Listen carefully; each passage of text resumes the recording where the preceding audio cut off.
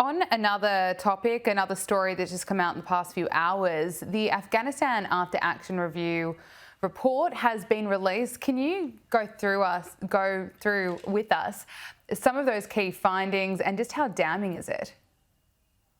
Oh, yes, it's pretty damning.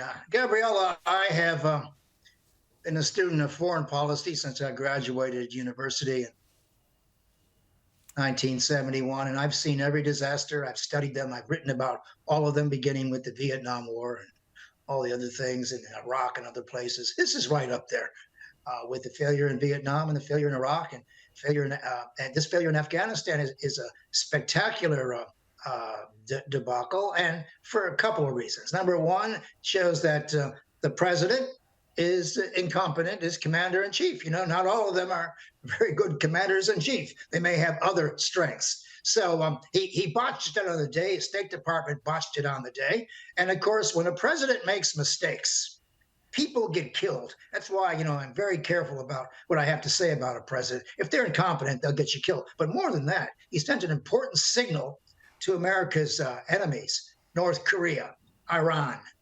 Russia, and communist China. And what it says to these people is, you can do what you want because we're pretty incompetent about coming back at you.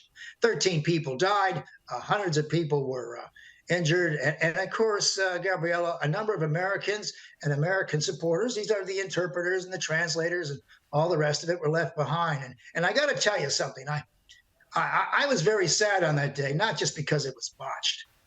Americans on that day turned their back on 20 million Afghan women and girls and returned them to the 7th century and all the barbarism of Sharia law. All these tears that American State Department has for people around the world who are suffering from freedom, lack of freedom. America turned its back on 20 million young women and children without thinking twice. And I think that's frankly unforgivable in my books. It's not only ethically wrong, morally wrong, it was just damn wrong, but it sent the wrong signal.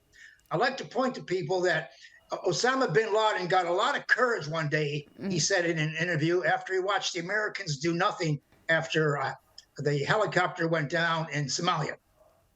And believe that's where it was. And when he saw that there was no price to pay for dragging an American's dead body through the streets, he said, well, maybe we can get away with this. So these things send the wrong signals to the wrong people. And then at the end of the day, we try to have to explain what's going wrong. What's going wrong is that if we're not doing it correctly at the beginning of administration, people take advantage of you and beat you up. So I think Biden is headed for the dust heap in first Tuesday, November 2024, because he's lost his what I call the balance of power in the Democratic Party.